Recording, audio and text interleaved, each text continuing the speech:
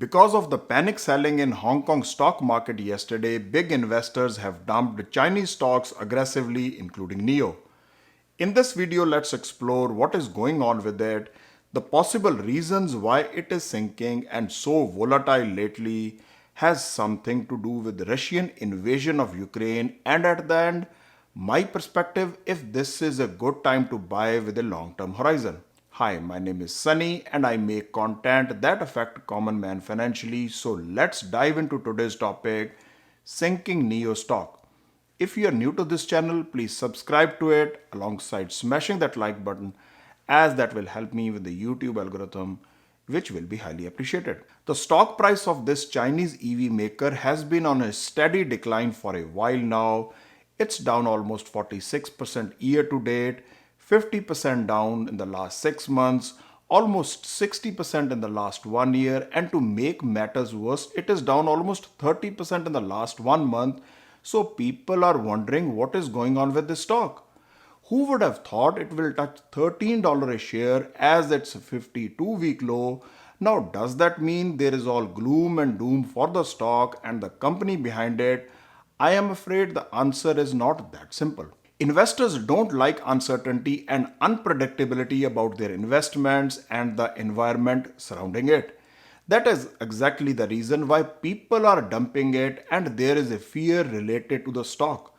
Now, in my view, three main possible reasons could be: number one, the possibility of delisting from the US exchanges is causing some investors in Chinese companies to panic, as it being one of the many big companies that have yet to comply with SEC's listing requirements, which is to get their financials audited independently to check about its accuracy.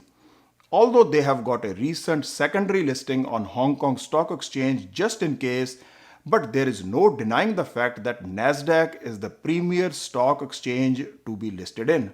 Number two, the recent Russian invasion of Ukraine is making investors nervous because in war there are so many uncertainties. Some experts are worried that China might come to the rescue of Russia, who is under extreme financial sanctions from the West. Thereby, it might come under secondary financial sanctions from the West, which is the biggest market for Chinese companies. Number three, the recent COVID-19 outbreaks in China, the worst since 2020, is not helping either. All businesses in Shenzhen were told to shut and employees to work from home. That is where big Chinese tech companies are based out of. With so much pessimistic news everywhere, now there is another school of thought. It now might be a good buying opportunity for a long-term patient investor. I'm aware the stock is close to its 52-week low, so does it make sense to buy the stock now? I'm afraid you need to take into consideration the general macroeconomic environment, geopolitical scenario, and the increasing interest rates. Financially, the company is much better than what it was a couple of years ago, with its production stabilized now while looking for new markets out of China into Europe. But to make a call, thus buying NIO stock, you need to be re-evaluating your risk profile. Stock investing is all about having a plan ready even before you buy a stock so that you know when to buy or sell. Now, to have a plan, you need to have two important things. First, financials of the company, and second, the general macroeconomic environment you are investing in. Just looking at the financials, you can make a calculated guess how the company is performing, but one thing is beyond your control, which is external environment it operates in. Stock investing is all about putting your hard-earned money to use now with a plan that in the future you can get better returns monetarily. If you take predictability out of investing, it becomes hard to calculate how much you can expect in future from your present investments. That is exactly what is going on these days. Don't get me wrong, I like the company and it is the only Chinese company in my portfolio, but have always limited it to be a percentage of my Tesla holdings.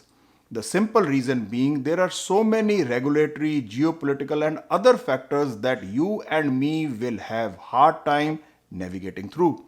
Therefore, personally, I would hold on to my existing shares in NIO and not buy more even at these levels because the risk reward ratio is too much for me to wrap my head around it. But that is me, I might be wrong. Do your own due diligence before investing based on your risk tolerance. As a disclaimer, I'm not a financial advisor. Please consult one before investing based on your personal financial situation. If you like the content that I make, please help me and my channel by liking, sharing, and subscribing to it. Thanks for watching and see you in the next one.